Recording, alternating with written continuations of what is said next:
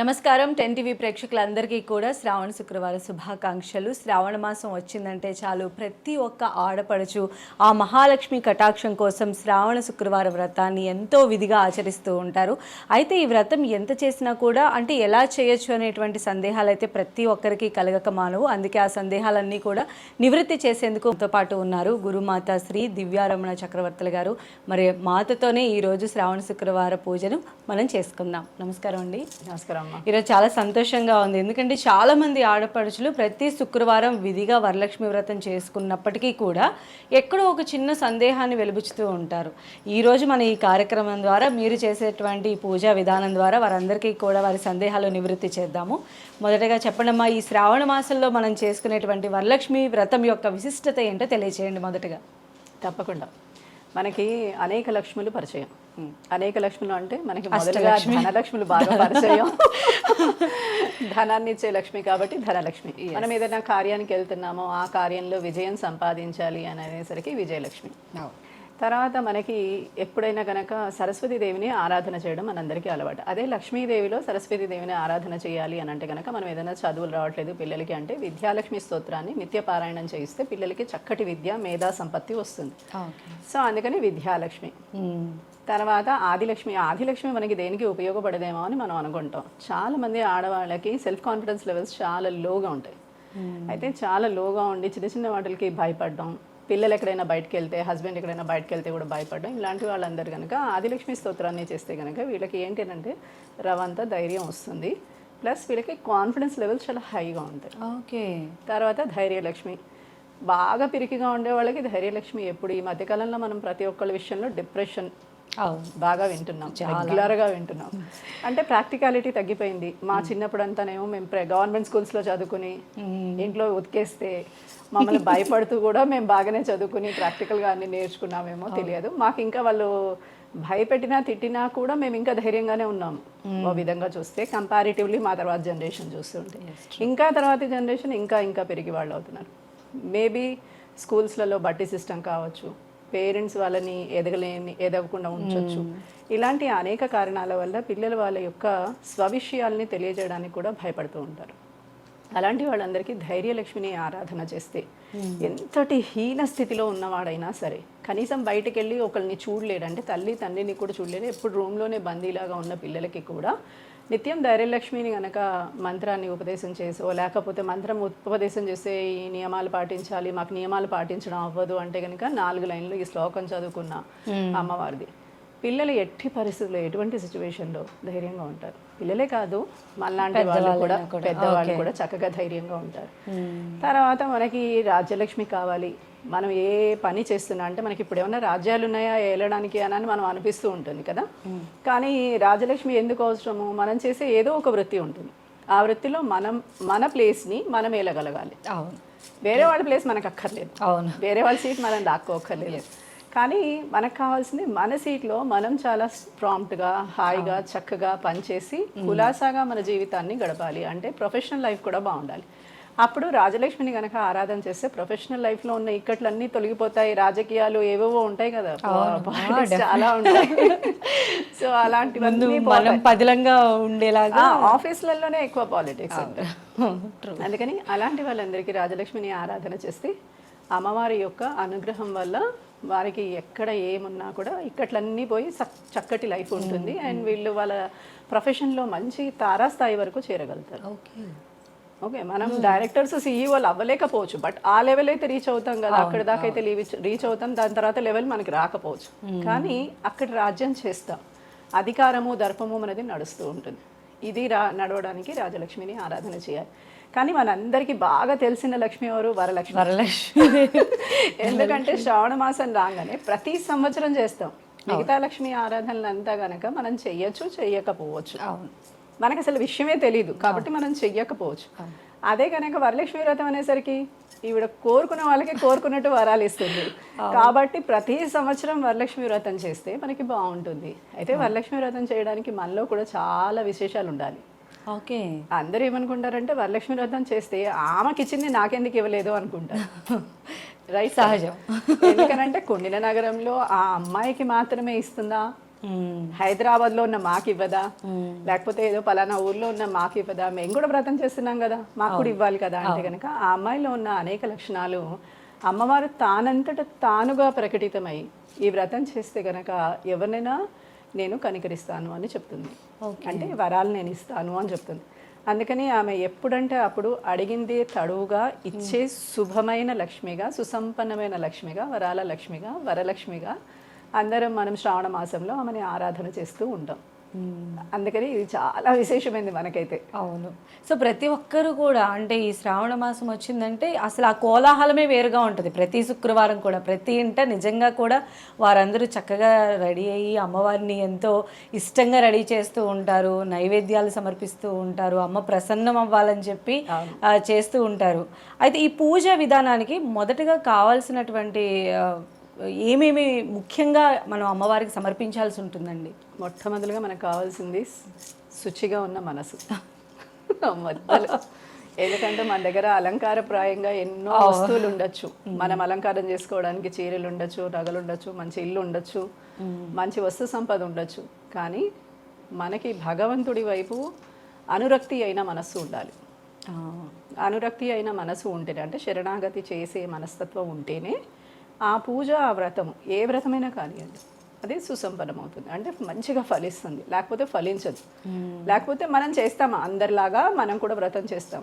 మనకి భక్తుల్లో అనేక రకాల భక్తులు కదా, ఒకళ్ళు పక్క వాళ్ళు చేస్తున్నారని చేసే భక్తి, లేకపోతే అన్ని గుళ్ళకి తిరిగి వచ్చే భక్తి, ఏదో ఒక దేవుడిని నమ్ముకోకుండా అలా రకరకాల దేవుళ్ళని నమ్ముకుని తిరిగే భక్తి, ఇట్లా రకరకాల భక్తులు ఉంటారు. వీళ్ళకి కొంతమందికి ఏమో వంశపారంపర్యంగా వచ్చే భక్తి. అయితే మనకి ఏంటి అని అంటే ఇక్కడ కావాల్సింది శరణాగతి తత్వంతో కూడిన భక్తి. అది కోరుకుంటే గనక, అంటే ఏమంటారు అని అంటే గనక, ఒక స్త్రీ తన భర్తకి ఎట్లా అనురక్త అయి ఉంటుందో అట్లా ఒక దేవుడికి అనురక్త అయి ఉండాలి. ఓకే. అలా ఉంటే గనక నీ మంచి చెడు అంతా భగవదర్పితమే, ఆయనే చూసుకోవాలి. మంచి అయినా చెడైనా మనం ఇక్కడ బోల్డ్ అని పరీక్షలు రాస్తూ ఉంటాం కదా, అలానే ఆయన కూడా మనకి పరీక్షలు పెడతాడు. ప్రతి పరీక్షలో మనం ఉత్తీర్ణత చెందాలి. అలా ఎప్పుడు వస్తుంది అది? మనకి శరణాగతి తత్వం ఉన్నప్పుడే వస్తుంది. అలాంటి తత్వాన్ని ఇచ్చే భక్తి మీకు మొట్టమొదలుగా ఉండాలి. ఇది మొదటి ప్రధానమైన విషయం. తర్వాత మీ ఇల్లు బాగా శుచిగా ఉండాలి, ముగ్గులు వేసుకోవాలి, అలంకారం చేసుకోవాలి, ఇవన్నీ తర్వాత విషయాలు. చేసుకున్నంత వాళ్ళకి చేసుకున్నంత మహదేవ అనే సామెత ఉంది కదా, అలా మీరు ఎంత చేయగలిగితే అంత చేయొచ్చు. ఏమీ చేయలేకుండా కూడా చేయొచ్చు. కొంతమంది అష్టోత్తరము, అంటే అష్టోత్తరం అనే పుష్పాన్ని సమర్పించవచ్చు వాక్కు ద్వారా, నవవిధ భక్తి మార్గాల్లో. అన్ని అలంకారప్రాయంగా మనకి చాలా కావాల్సి ఉంటాయి. ఒక పూజకి షోడశోపచారాలు కావాలి. షోడశోపచారాలకి నీరు కావాలి. తులసి దళంతో వేస్తే అది పవిత్రం అవుతుంది. లేదంటే మేము గంగ నీళ్ళే తెచ్చుకొని పవిత్రం చేస్తా అనేవాళ్ళు కొంతమంది ఉంటారు. కాబట్టి అదైనా పర్వాలేదు. గంగ ఉన్నా కూడా, గంగ లేకపోయినా కూడా తులసి దళం వేస్తే పవిత్రం అవుతుంది. తర్వాత మనకి కలశం పెట్టుకోవడానికి ఒక కొబ్బరికాయ కావాలి. మనకి ఎలా ఎట్టి పరిస్థితుల్లోనూ ఏ పూజ చేసినా మంగళ ద్రవ్యాలు, పసుపు, కుంకుమ, గంధము, అక్షతలు, ఇవన్నీ మనకి మంగళ ద్రవ్యాలు. ఎట్టి పరిస్థితుల్లో కావాల్సిన సంపద కదా. అవును. అందుకని మీ దగ్గర ఏమున్నా లేకపోయినా అవి ఉంటే చేసేయచ్చు. ఓకే. ఎటువంటి పూజ అయినా చేసేయచ్చు. కానీ ఇప్పుడు మనం చూస్తున్నట్లయితే అలంకారానికి ఎక్కువ శ్రద్ధ పెడుతూ ఉన్నారు. అది భక్తి తగ్గిపోయింది, శరణాగతి కూడా తగ్గిపోయింది, భక్తి తగ్గిపోయింది. అప్పుడు మీరు ఇవన్నీ చేసి చేసి అలసిపోతారు. తర్వాత పూజ దగ్గర కూర్చోగానే అష్టోత్తర శతనామాలు దేవుడికి, మొగుడికి, పిల్లలకి, వచ్చిన వాళ్ళకి రకరకాల అష్టోత్తర శతనామాలు ఉంటాయి. అయితే దీంట్లో ఉండాల్సింది శాంతంగా ఉండాలి. ఈ వ్రతంలో నియమం ఏంటి? శాంతంగా ఉండాలి, కోపం రాకూడదు. అంటే అందుకని వీళ్ళు ఇలా ఉండాలేకపోతే అంత అలంకారం చేసుకునే ఉపయోగం లేదు. వీళ్ళు కూడా బాగా అలంకారం చేసుకున్నది రాణించదు కదా. అందుకని మనకు కావాల్సింది ఏంటి అని అంటే కనుక, ఇంట్లో ప్రతి ఒక్కరింట్లో బియ్యం ఉంటుంది, తింటారు కాబట్టి దాంతో అక్షింతలు తయారవుతాయి. పసుపు, కుంకుమ, గంధం అందరింట్లో ఉంటుంది. అగరబత్తి ధూపాలు ఉంటాయి, హారతి కర్పూరం ఉంటుంది. ఇవన్నీ మీకు రెడీమేడ్గా మీ ఇంట్లోనే దొరికేవి. మీరు వీటి కోసం ఎక్కడికి పరిగెత్తక్కర్లేదు. మహా అయితే మనం పరిగెత్తాల్సింది కొబ్బరికాయలకి, పూలకి. మిగతావన్నీ మన దగ్గరే ఉంటాయి. అయితే పూలకి ఏంటి అని అంటే కనుక, అలంకారం బాగా చేయాలనుకునేవారు ఒక రకంగా, కానీ ఈ మధ్యకాలంలో ఎక్కడ చూసినా ప్లాస్టిక్ పూలు, లేకపోతే ఇంకేవో క్లాత్తో తయారు చేసిన పూలు, వీటిని అలంకారప్రాయంగా ఎక్కువగా వాడుతున్నారు. అవి పనికిరావు. భగవత్ ఆరాధనకి పనికిరావు, భగవంతుడి మీద వేయడానికి అసలే పనికిరావు. కాబట్టి ఈ వ్రతాల్లో ఏంటి అని అంటే కనుక ఈ వ్రతము అంటే ఏంటి, మనం ప్రతిసారి మళ్ళీ మళ్ళీ చేసేది. అంటే దీనికి నో స్టాప్, నేను మళ్ళీ చేస్తాను అని చెప్పేది వ్రతం. అందుకని ఈ వ్రతము అమ్మవారికి ఆ అమ్మాయి మళ్ళీ చేస్తాను అని చెప్పింది కాబట్టి ఇది వ్రతమైంది, వరలక్ష్మి వ్రతమైంది. అందుకని ఈ వ్రతాన్ని మళ్ళీ మళ్ళీ చేస్తూ ఉంటాం కాబట్టి మీ దగ్గర ఉన్న ద్రవ్యాలతో చేయొచ్చు, లేదంటే మీరు రకరకాల పదార్థాలు ఇందులో మనకి చెప్తారు, మీరు 9 రకాల నైవేద్యాలు తయారు చేయండి అంటారు. నా 9 రకాలు చేసేసరికి నడుమ అయిపోతుంది, వాళ్ళ వల్ల అవుతుంది. ఇంకా పాపం వాళ్ళు పూజ చేసుకునేటప్పుడు ఓపిక ఉండదు. అలా చేయలేకపోతే మీరు అన్నం వండినప్పుడు పులిహార, పొంగలు, దద్దోజనము, చక్కెర పొంగలి ఆల్మోస్ట్ అన్నంలోనే అయిపోతాయి. అలా ఈజీగా అయిపోయే మెథడ్స్ ఏవో చేసుకుని అమ్మవారికి చక్కెర పొంగలి అంటే చాలా విశేషమైన ప్రీతి, లేదంటే పాయసం, పరమాన్నం బాగా ప్రీతి. ఈ రెండిట్లో ఏదో ఒకటి చేసి పెట్టి, చిత్రాన్నం చేసి పెడితే అంటే పులిహార చేసి పెడితే వాడికి చాలా ఇష్టం. అందుకని ఇవి చేసి పెట్టినా చాలు. అంటే మీ మనస్ఫూర్తిగా బోలెడన్ని భక్ష్యాలు పెట్టాను అనుకోండి, కానీ ఇవి మాత్రం చేసి పెట్టండి. ఏది చేసి పెట్టక్కర్లేదు అన్నారు కాబట్టి నేను ఏం పెట్టనండి అని అనేవాళ్ళు ఉంటారు. ఏది పెట్టకపోతే కనీసం బెల్లం అన్నా పెట్టండి. ఏది మన వల్ల వీలవలేదు, బెల్లము, పంచదార, పాలు పెట్టండి, లేకపోతే పానకం, వడపప్పు పెట్టండి. ఇలా ఇవన్నీ మనం పెట్టచ్చు ఇందులో నైవేద్యంగా. 9 రకాలు చేయాలనుకునే వాళ్ళు 9 రకాలు చేస్తారు, 54 రకాలు చేయాలనుకునే వాళ్ళు ఉన్నారు, అలా కూడా చేసేవాళ్ళు ఉన్నారు. ఏది చేసినా భక్తి ఉన్నంత వరకే చేయండి. అంటే నా భక్తి మిస్ అవుతుంది ఈ ప్లేస్లో అంటే అక్కడ సమర్పణ భావం పోయింది, అది చేసిన దానికి విలువ ఉండదు. ఏదో మొక్కుబడిగా మాత్రం చేయకూడదు, ఎవరో చేశారని మీరు చేయొద్దు.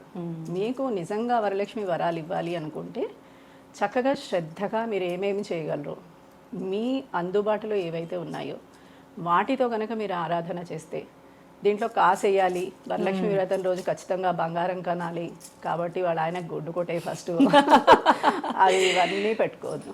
మనం ఇంట్లో ఎప్పుడు కాసు ఉంటుంది, ఏదో ఒక కాసు ఉంటుంది. ఆ కాసు ప్రతి సంవత్సరం అదే కాసు వాడతాం. ప్రతి సంవత్సరం కొత్త కాసు కొనాలని ఎక్కడా నియమం చెప్పలేదు. అయితే మనకి కలశంలో వేసినప్పుడు అనేక రకాల సుగంధ ద్రవ్యాలు కావాలి. లవంగా, ఇలాచి, దాల్చిన చెక్క ఇవన్నీ మన ఇంట్లో ఉంటూనే ఉంటాయి. సో కలశ స్థాపనలో పచ్చ కర్పూరం అంతే మనకి కావాల్సింది. లవంగా ఉండదు, మనకి అవసరం ఉండదు. దాల్చిన చెక్క అవసరం ఉండదు. మనకి ఏంటి అని అంటే కనుక ఇలాచి, పచ్చ కర్పూరం ఇవన్నీ కలిపి కలశంలో వేస్తే కనుక మీకు భగవత్ ప్రాప్తికి బాగుంటుంది. ఎందుకంటే నీళ్లు ఎలా ఉంటాయో శుద్ధి అవ్వడానికి ఇవన్నీ ఎందుకు చేశారు అనేది ఎవరికి తెలియదు. ఇదేదో పెద్ద ఆనమైతే చేసేద్దాం అనుకుంటూ ఉంటాం, కానీ నీరు శుభ్రంగా లేకపోయినా కూడా ఇవన్నీ శుచి చేస్తాయి. తులసి దళం వేస్తే శుచి అవుతుంది, లేదంటే ఇవన్నీ వేయడం వల్ల నీరు శుభ్రం అవుతుంది. శుభ్రమైనప్పుడు భగవంతుడిని మంత్రపోక్షంగా మనం ఇందులో ఆహ్వానం చేస్తాం. వేద మంత్రాలతోటి ఆహ్వానం చేసేది కలశంలో మాత్రమే. వ్రతాలలో కలశాలలో ఆహ్వానం చేస్తారు. కొంతమందికి కలశారాధన అసలు ఉండదు. మరి వాళ్ళు ఎలా ఆహ్వానం చేయాలి అంటే కనుక వాళ్ళ దగ్గర ఏదైనా ప్రతిమ ఉంటే ప్రతిమలో ఆహ్వానం చేయడం. ప్రతిమలో ఆహ్వానం చేసిన తర్వాత ఉద్వాసనలు ఉండవు. మనం ఇలా ఎందుకు చేస్తామంటే ఉద్వాసన చెప్తాం కదా, ఇలా ఉద్వాసన చేయాలి కాబట్టి మళ్ళీ, లేకపోతే మీరు ఈ వరలక్ష్మి వ్రతం రోజు చేయాలి. వ్రతం అంటే ఉద్వాసన చెప్పి మళ్ళీ చేసేది. అందుకని దీన్ని అలా అని ఇలాగా మనం ఏర్పాటు చేసుకుంటాం అనమాట. దీంట్లో మనకు కావాల్సింది మామూలుగా మీ ఇంట్లో ఉన్న ప్రతిదీ కావాలి. అమ్మవారికి మనం ఎక్స్ట్రా పెట్టేది ఏంటి అని అంటే కనుక ఒక్క అమ్మని ఆహ్వానం చేసి ఆరాధన చేసే వారికి ఎవరికైనా వరలక్ష్మి సంతృప్తిగా అనుగ్రహించదు. అందుకంటే నారాయణుని సహితంగా మీరు వెంకటేశ్వర స్వామిని ఆరాధన చేస్తే వెంకటేశ్వర స్వామిని, నరసింహస్వామిని ఆరాధన చేస్తే నరసింహస్వామి సహితంగా వరలక్ష్మిని ఆహ్వానం చేసుకుంటే కనుక మీ ఇంట్లో స్థిరంగా ఉండే లక్ష్మిని ఆహ్వానం చేయాలి ఎప్పుడు. చంచలంగా ఉండే లక్ష్మిని ఆహ్వానం చేయకూడదు. చంచలంగా ఎప్పుడు ఉంటుంది? తన పరివారం లేనప్పుడు తన చంచల. ఇప్పుడు మనం కూడా పరివారాన్ని వదిలిపెట్టి బయటకు వచ్చాం అనుకోండి, ఏదో ఒక టైంలో ఖచ్చితంగా ఇంటికి వెళ్ళిపోతాం, ఉండలేము. ఇంకా ఒక సర్టెన్ టైం వరకు వర్క్ చేస్తాం, సర్టెన్ టైం దాటిన తర్వాత మనం ఏం చేస్తాం, ఇంటికి వెళ్ళిపోవాలి. మన మైండ్ అంతా దాని మీద ఉంటుంది, ఎక్కడ సందు దొరికినా వెళ్ళిపోతాం. అలాగే మహాలక్ష్మి కూడా మన ఇంటి నుంచి నిష్క్రమిస్తుంది. మనం జనరల్గా చూసినట్లయితే అమ్మవారికే ఎక్కువ కాన్సన్ట్రేషన్ చేస్తూ ఉంటాం, అమ్మవారి పూజ గురించి, ఇలా అయ్యవారి గురించి పెద్దగా పట్టించుకో. అందుకనే ఏమవుతుంది, మనకి అమ్మవారి ఆరాధన చేసిన తర్వాత కొన్ని రోజులు చాలా బాగుంటాం, తర్వాత నుంచి మళ్ళీ మొదలు మళ్ళీ ఎప్పుడు వరలక్ష్మి వ్రతం వస్తుంది, ఎప్పుడు శ్రావణ మాసం వస్తుంది, మళ్ళీ మనకి ఎప్పుడు డబ్బులు వస్తాయి అనే స్టేజ్కి మనం వచ్చేస్తూ ఉంటాం అసలు. అలాంటి స్టేజ్ రావడానికి కారణం ఏంటి అని అంటే కనుక లక్ష్మీ నారాయణ సహితంగా అమ్మవారిని ఆహ్వానం చేయకపోవడం. అమ్మవారిని ఆహ్వానం చేసినప్పుడు మీరు కలశంలో ఆహ్వానం చేస్తే పీటలో స్వామిని ఆహ్వానం చేయడం, కలశంలో మహాలక్ష్మిని ఆహ్వానం చేయడం చేసి ఇద్దరిని ఆహ్వానం చేసి ఆరాధన చేయడం. అందుకనే మనకి ప్రతి మంత్రంలో ఓం కేశవాయ స్వాహం, నారాయణ స్వాహం, మాధవాయ స్వాహం, గోవిందాయ నమః అని ఆయనకి సంబంధించిన మంత్రాలు 100% ఉంటాయి. వచ్చిన తర్వాతనే మనము మిగతా ఆరాధనకి వెళ్తాం. అయితే దీంట్లో మనము ఆచమనీయం చేస్తాము. ఆచమనీయం చేసిన తర్వాత భగవద్ ఆరాధన చేస్తాం. అయితే ఈ ఆచమనంలో ఖచ్చితంగా ఆయన నామాలతోటే ఆచమనీయం చేస్తాం మనం. అవును. అంటే మన అంతఃకరణ శుద్ధిలో పరమాత్మ నిలిచి ఉన్నాడు అనేదాన్ని మనం విశ్వసిస్తున్నా విశ్వసించకపోయినా విశ్వసిస్తున్నాం. అంటే తెలియదు, తెలిసిన వాళ్ళు విశ్వసిస్తారు, తెలియని వాళ్ళేమో ఇది మంత్రాలను చదువుకుంటారు. ఈ లోపల ఉన్న పరమాత్మకి నేను ఆచమనం చేస్తున్నాను అని చెప్పి లోపల తీసుకుంటున్నాం. లేదు నేనే ఆచమనం చేస్తున్నా అనుకునేవారు కొంతమంది ఉంటారు. సిద్ధాంతపరంగా ఎవరి ఆలోచన వారిది, వారి ఆలోచన ప్రకారంగా తీసుకునేవి ఇది. దీంట్లో ఏంటి అని అంటే కనుక కలశంలో మనం ఆహ్వానం చేసినప్పుడు మహాలక్ష్మిని ఆహ్వానం చేయడం, గణపతి పూజ ఉంటుంది మనకి. గణపతి పూజ కోసం చక్కగా గణపతి విగ్రహం ఉంటే విగ్రహాన్ని పెట్టుకోవడం. ఇవన్నీ ఏంటి అని అంటే నెక్స్ట్ డే మీరు ఉద్వాసన తీసేస్తారు. శుక్రవారం రోజున మాత్రం ఉద్వాసన చెప్పరు కాబట్టి తెల్లారి తీసేస్తారు శనివారం రోజు. అందుకని నీళ్ళల్లో కలిపేసే విధంగా ఉండాలి. అందుకని పసుపుతో తయారు చేసే గణపతి హరిద్రా గణపతి అంటాం మనం. ఈ గణపతిని ఆహ్వానం చేసుకుని ఆరాధన చేయడం. ఓకేనా? సో కాబట్టి తర్వాత మనకి కావాల్సింది ఏంటి? జంధ్యము, నూలుపోగు సమర్పిస్తాం, వస్త్రాలు సమర్పిస్తాం. కాబట్టి వస్త్రాలు మీకు ఈ మాత్రం మీ దగ్గర ఉంటే మీరు అన్నీ చేసేసుకోవచ్చు. ఎవరైనా వస్తే ముత్తైదులకి పండు ఫలం. అవును. అలానే అమ్మ, అంటే ఈ వ్రతాన్ని చాలామంది కూడా అంటే ఇండివిజువల్గానే చేసుకుంటూ ఉంటారు. అలా కాకుండా పురోహితులను పెట్టి కూడా చేసుకోవడమే కరెక్టా, లేకపోతే ఇండివిజువల్గా కూడా ఎలా చేసుకుంటే బెస్ట్? అయితే మనకి శాస్త్రం ఏం చెప్తుంది అని అంటే కనుక అందరికీ మంత్రోచ్చారణ సరిగా రావచ్చు, రాకపోవచ్చు. మంత్రోచ్చారణ రానప్పుడు వేదమంత్ర సహితంగా ఆరాధన చేస్తే ఆ వ్రతానికి సంబంధించిన ఫలితం వీరికి దక్కకపోగా ఇబ్బందులు ఎదురయ్యే అవకాశం ఉంటుంది. మరి వచ్చిన బ్రాహ్మడికి వచ్చా అండి అంటే కనుక మీరు పెట్టుకున్న బ్రాహ్మడు తప్పైనా మంచైనా ఆయన తీసుకుంటాడు. ఓకే. అంటే పాపపుణ్యాలు భగవంతుడికి ఎరక అని అంటాం కదా, ఈ లెక్క అక్కడ వెళ్తుంది. చిత్రగుప్తుడు అక్కడ వేసుకుంటాడు, మన అకౌంట్ లో తీసేస్తాడు అనమాట. లేకపోతే మన అకౌంట్ లో ఈ తప్పు చదివిన ఉంటాయి అనమాట. అయితే అందరికీ ఈ ఉచ్చరణ దోషం ఏదైతే ఉంటుందో అది గట్టిగా పట్టుకుంటుంది కాబట్టి బ్రాహ్మణ్ణి పెట్టి ఆరాధన చెయ్యండి అని చెప్పారు. ఈ బ్రాహ్మణ్ణి పెట్టి ఎటువంటి బ్రాహ్మణ్ణి పెట్టి ఆరాధన చెయ్యాలో కూడా మనకి చెప్పారు. ఓకే. మనకి శాస్త్రంలో ఏం చెప్తారంటే ఎవరో కనిపించారు కదా అని తీసుకొచ్చి మీరు కూర్చోబెట్టి బ్రాహ్మణ్ణి మీరు చేసుకోండి కాదు. నిత్యం సంధ్యావందనం చేస్తున్నాడా, అవపోసన పడుతున్నాడా, ఇలాంటి వారిని పిలిచి మీరు ఆయనను కూర్చోబెట్టుకుని మీరు చెయ్యండి.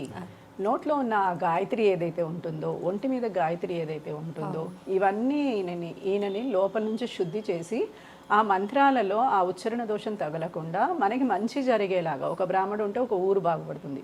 ఊరిలో బ్రాహ్మడు లేకపోతే ఆ ఊరు శ్మశానంతో సమానం అనేవాళ్ళు వెనకకి. ఇప్పుడు అనట్లేదు కదా.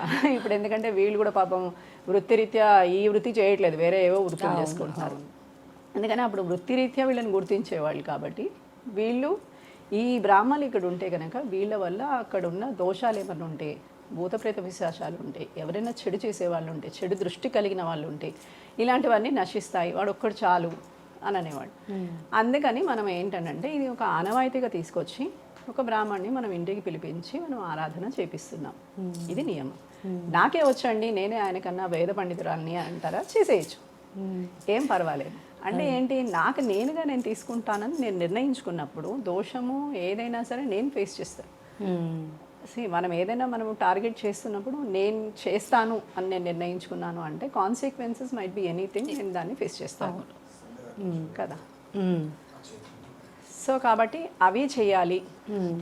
అందుకని మనకి ఏంటంటే ఒక బ్రాహ్మడు కావాలి అని చెప్తారు, అంతే. చెయ్యాలి ఖచ్చితంగానే, నియమం ఏమి లేదు. అలానే ముత్తైదులకి మనం వాయనాలు ఇస్తాం కదమ్మా, అంటే దానికి సంబంధించి ఏమైనా నియమ నిబంధనలు ఏమైనా ఉంటాయా? ఆ ఇచ్చేటువంటి వాయనంలో ఏమేమి ఉండాలి? ముత్తైదులకి సంబంధించిన వాయనం అనేసరికి తను సుశీల ఎప్పుడైతే ఇంతమంది నాకు అమ్మవారు కరుణిస్తాను అన్నప్పుడు నేనేం చేయాలి, నేను గుట్టుగా లోపలికి వెళ్ళిపోయి డోర్ వేసేసుకొని చక్కగా పూజ చేసి నాకు కావాల్సింది ఏదో నేను తీసుకుని బయటకు వచ్చేయాలి కదా. ఈ అమ్మాయి ఏం చేసింది, ఈ అమ్మాయి మనస్తత్వం ఎలాంటిది అని అంటే కనుక ఏదైనా పొందితే నేను ఒక్కదాన్ని పొందడం ఏంటి, అది ఐశ్వర్యం. ఐశ్వర్యం అంటే ఏంటి అని అంటే అందరు ఏమనుకుంటారంటే ఇంటి నిండా నగలు ఉండడం, ఇంటి నిండా మనుషులు ఉండడం, సేవకులు ఉండడం, ఇది ఐశ్వర్యం అనుకుంటారు. కాదు, మనసు నిండా ఐశ్వర్యం ఉండడం, అందరినీ తన దగ్గరికి తీయడం, తనతో కూడిన స్త్రీలందరూ కూడా నాలాగే గౌరవింపబడాలి కదా అని ఒక ఆలోచన రావడం వల్ల అందరికీ వరలక్ష్మి అనేది పరిచయమైంది. లేకపోతే ఆ అమ్మాయికి తప్ప ఎవరికి వరలక్ష్మీదేవి ఎవరో తెలిసేది కాదు. అందుకని ఆ అమ్మాయిని చూస్ చేసుకుంది అమ్మవారు కూడా. అందుకని మనకి ఏం చేశారు, నలుగురిని పిలిచి దీన్ని అందరితో పంచుకోమని చెప్పారు. అయితే దీంట్లో మన దగ్గరికి వచ్చే వాళ్ళంతా మంచి వాళ్ళ చెడ్డవాళ్ళ, మనల్ని మంచి కోరుకుంటారా చెడు కోరుకుంటారా అనే ఆలోచన వీళ్ళకి వస్తూ ఉంటుంది తాంబూలాలు ఇచ్చేవాళ్ళకి. నేనేమంటానంటే మనది ఎప్పుడు కూడా శాస్త్రం ఏం చెప్తుంది అని అంటే, వచ్చిన వారు మీరు మంగళగౌరి వ్రతం చేస్తున్నారు, వచ్చిన ఆవిడ గౌరీదేవి, ఇప్పుడు మీరున్నారు నా గౌరీదేవి, మీరున్నారు ఇప్పుడు నేను వరలక్ష్మి వ్రతం చేస్తున్నాను, మీరు వచ్చారు నా దగ్గరికి కాబట్టి మీరు నాకు మహాలక్ష్మి. ఎందుకంటే నాలో లక్ష్మి ఉంటే మీలో కూడా లక్ష్మి ఉంది. మనం ఎప్పుడు ఆ దృక్పథంతోనే చూడాలి, వచ్చిన ఆ దృక్పథంతో చూడాలి. మీరు ఎంతమందికి తాంబూలం ఇవ్వగలుగుతారు అంటే దాంట్లో తాంబూలంలో ఉండాల్సింది ఆకులు, వక్క, పసుపు, కుంకుమ మాత్రమే. అయితే ఈ మధ్యకాలంలో యాడ్ ఆన్ గిఫ్ట్స్ ఎక్కువైపోయినాయి కాబట్టి ఏమేమో ఇచ్చేస్తున్నారు, దాంతోపాటు గిన్నెలు ఇస్తున్నారు. కాకపోతే మీరు స్టీల్ గిన్నెలు వేరే వాళ్ళ ఇంటి నుంచి మీరు తెచ్చుకుంటే వాళ్ళ ఇనుము మీరు తెచ్చుకుంటున్నారు. ఇనుము అంటే శని, ఆ శనిని మీరు మీ ఇంటికి తెచ్చుకుంటున్నారు. అబ్బా మంచి గిన్నె ఇచ్చిందండి, దీంట్లో పులిహార పెట్టుకోవచ్చండి అవి అంటారు. పులిహార కాదు, పులిహార నువ్వు అయిపోయావు అని తెలీదు. సో కాబట్టి ఇక్కడ ఏంటి అని అంటే కనుక ఈ టాపిక్లో మనకు తెలియాల్సింది, మనం తాంబూలంలో ఏం తీసుకోవాలో కూడా మనకు తెలియాలి, ఖచ్చితంగా తెలియాలి. అంటే శనగలు కూడా ఇస్తూ ఇవన్నీ తీసుకుంటూ ఉంటాం మనం. శనగలు తీసుకుంటాం, నవధాన్యాలు తీసుకుంటాం, ఇంకేమో ఇచ్చేస్తూ ఉంటారు, అన్ని తీసేసుకుని వచ్చేస్తూ ఉంటారు. నువ్వుల ఉండలు తీసుకుని వచ్చేస్తూ ఉంటారు. ఈ నువ్వుల ఉండలు కూడా దీనికి సంబంధించినవి. అయితే దీంట్లో శనగలు అనేసరికి గురుగ్రహానికి సంబంధించినవి. దీంట్లో శనగలు ఎందుకు ఇస్తారంటే కనుక మనం ఒక బ్రాహ్మణ్ణి గౌరవించినట్టుగా, అలాగే ఒక గురువుని గౌరవించినట్టుగా. ఈయన ఏంటి అని అంటే కనుక దేవతలకే ఆచార్యుడు కాబట్టి ఇలాంటి ఆయనని మనం ప్రతిరోజు గుర్తు చేసుకుంటూ శనగలు కూడా నైవేద్యం వీళ్ళకి అందరికీ తాంబూలంలో ఇస్తూ ఉంటారు. కొంతమంది అసలు శనగలే ఇవ్వరు, వాళ్ళకి ఆనవాయితీ ఉండదు. శనగలు ఇస్తే వీళ్ళ ఇంట్లో నుంచి గురువు బయటకు వెళ్ళిపోతాడు అంటారు. ఒక్కో పద్ధతి ఉంది. నేను ఎక్కడో ఒకసారి ఇట్లాగే వ్రతం చేయడానికి చూసినప్పుడు వాళ్ళు మేము శనగలు అసలు మాత్రం తీసుకోమో ఇవ్వమో అని. ఎందుకు అని అంటే కనుక మా ఇంట్లో నుంచి మంచి వాళ్ళ ఇంట్లోకి వెళ్ళిపోతుంది అని. ఒక్కొక్కరు ఒక్కొక్క సిద్ధాంతం. అలా మా వాళ్ళు అలా చెప్పారు, అందుకని మేము ఇలాగే కంటిన్యూ చేస్తున్నాం. అమ్మ మీరు శనగలు పెట్టమని అడగద్దు అని. మీ ఇష్టం, మీకు ఏముంటే అవే పెట్టండి, మీ ఆనవాయితీ ఎలా ఉంటే అలా పెట్టుకోవచ్చు. అందుకని దేంట్లో శనగలు అనేది నియమం అయితే మీకుంటుంది, చెయ్యాలనే నియమం ఏం లేదు. జాకెట్ బట్ట పెడతారా, మీరు చీర పెడతారా, గాజులు ఏం పెడతారా, అవన్నీ అంటే ఒక సుమంగళిని సత్కరి. ఇప్పుడు వచ్చిన అమ్మాయి మహాలక్ష్మి అని మనం ఎప్పుడైతే అనుకున్నామో అప్పుడు ఆటోమేటిక్గా మహాలక్ష్మి అయితే సర్వ అంగాలని అలంకరించుకుని ఉంటుంది. మనం మామూలుగా ఏదో ఒక చీర కట్టుకుని ఒక నెక్లెస్ వేసుకుని, ఒక చెవులకి ఒక ఇయర్ రింగ్స్ వేసుకుని, 4 గాజులు వేసుకుంటే మనది అయిపోయింది కదా. అంతకన్నా మనకు ఆలోచన కూడా రాదు ఇంకేం వేసుకోవచ్చు అని.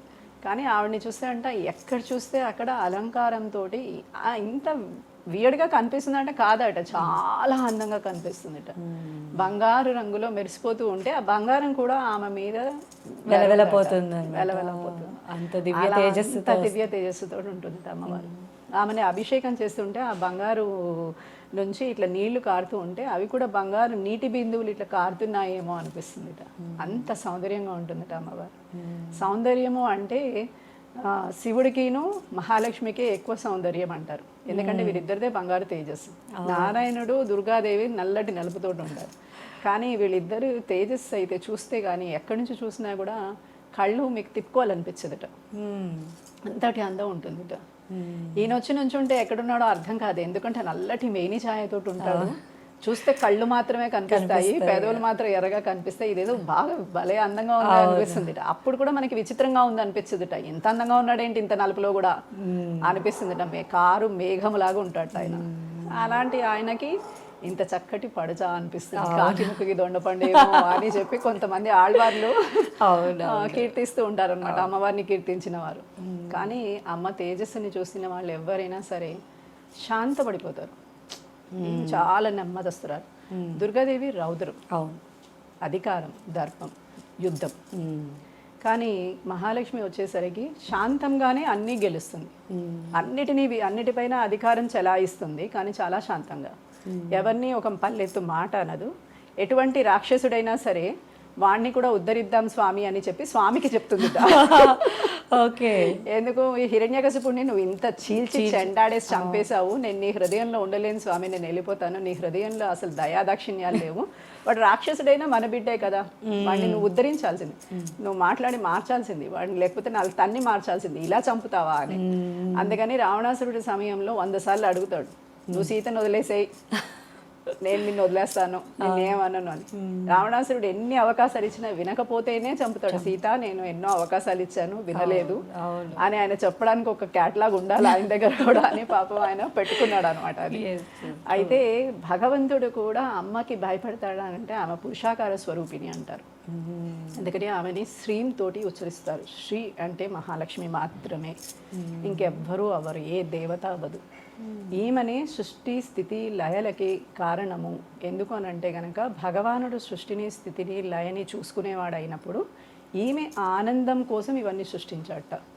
ఇలాంటి అనేక భువన భాండాలని సృష్టించాడు. ఎవరి కోసం అంటే మహాలక్ష్మి కోసం.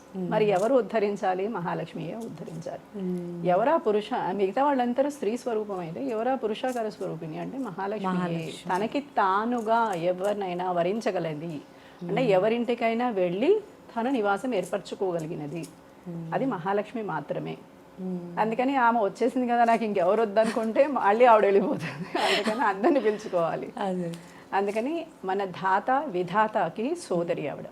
కాబట్టి మన విధాత బాగుండాలన్నా ఆవిడని ఆహ్వానం చేసుకోవాల్సిందే. ఇలా ఆవిడ పరివారాన్ని అంతా ఆహ్వానం చేయాలి అని చెప్తుంది. ఆమెని ఆహ్లాదిని అంటారు, ఎప్పుడు సంతోషాన్ని పంచేది. అందుకని మహాలక్ష్మి. మరి ఆ మహాలక్ష్మి అమ్మవారి పూజా క్రతువుని ప్రారంభిద్దామమ్మా. తప్పకుండా.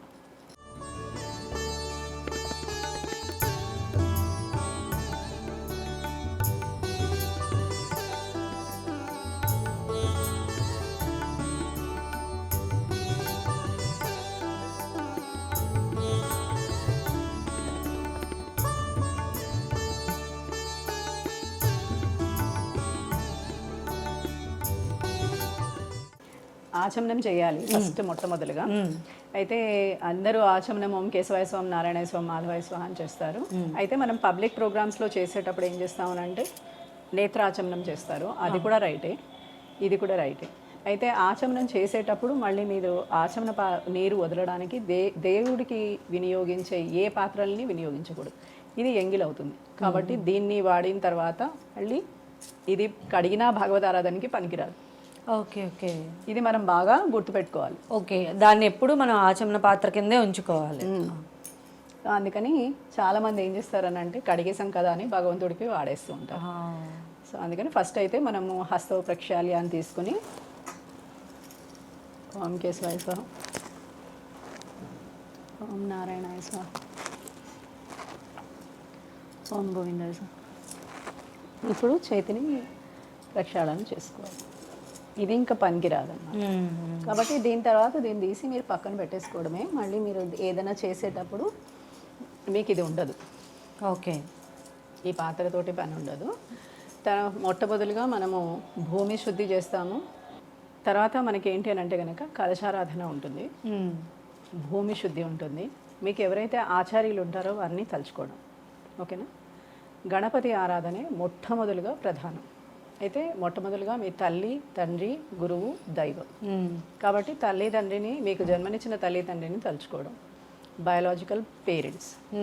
అయితే వీళ్ళ తర్వాత మీరు తలుచుకోవాల్సింది ఆచార్యులని, ఎవరైతే మనకి ఈ మార్గాన్ని ఇచ్చారు, భగవంతుడిని ఆశ్రయించాలి అనే మార్గాన్ని ఇచ్చారు, వారిని తలుచుకోవాలి. మంత్రోపదేశం అయితే మంత్రోపదేశం చేసిన గురువుల్ని తలుచుకోవాలి.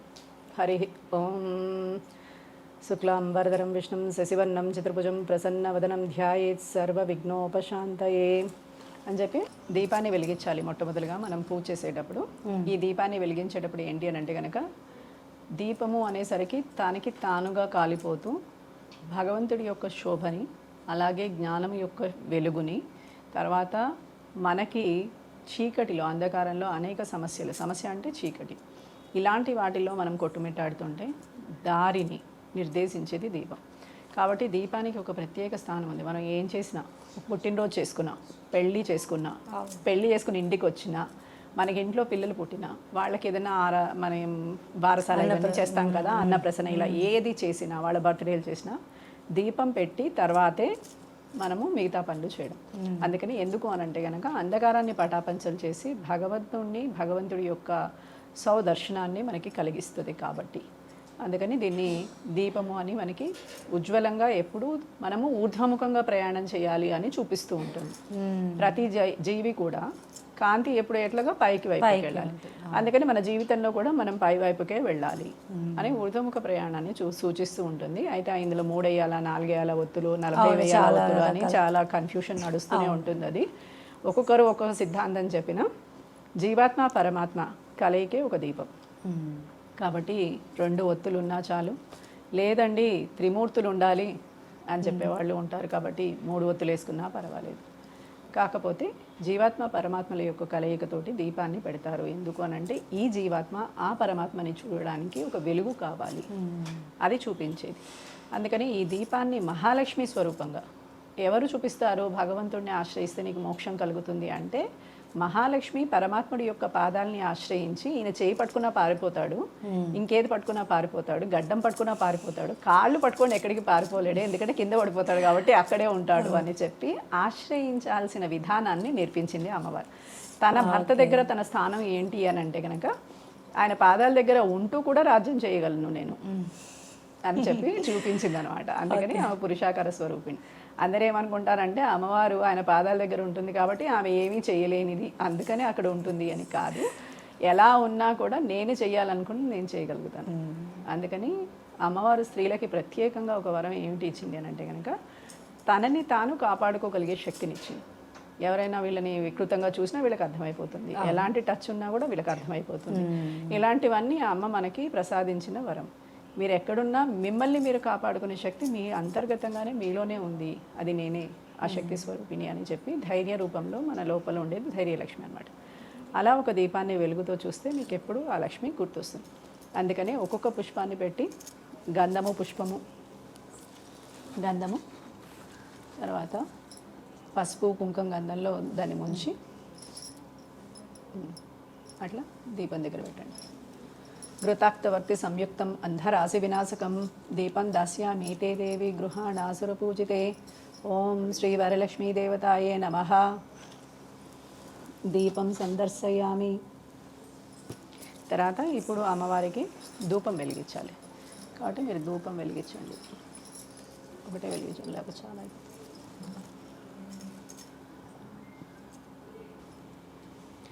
దశాజ్గం గుగ్గులోపేతం సుగంధం సుమనోహరం ధూపోయాం ప్రతిగృహ్యతాం. ఓం శ్రీ వరలక్ష్మీ దేవతాభ్యో నమః. ధూపం సందర్శయామి. ధూపదీపానంతరం ఆచమనీయం సమర్పయామి. అమ్మవారు మన పూజలు అన్నీ తీసుకొని అలసిపోయి ఉంటుంది కదా, అందుకని మళ్ళీ తాగడానికి నీళ్ళు ఇచ్చి పాదాలు కడిగి ముఖే శుద్ధ ఆచమనీయం సమర్పయామి. పాదయో పాద్యం సమర్పయామి. హస్తయో అర్ఘ్యం సమర్పయామి. పాదయో పాద్యం సమర్పయామి.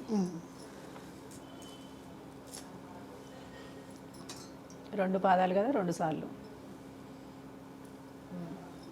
ముఖే శుద్ధ ఆచమనీయం సమర్పయామి 3 సార్లు.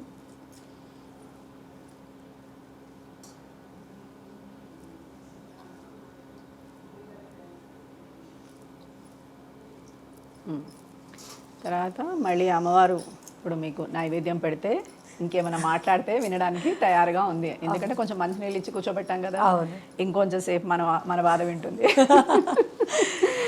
సో అందుకని అమ్మవారికి మీరేమేమి బోలెడన్ని నైవేద్యాలు రెడీ చేశారు కదా, ఈ నైవేద్యాలన్నిటినీ ఇలా చక్కగా ఇలా చూపించేసేసి అమ్మవారిని తినమని చెప్పండి.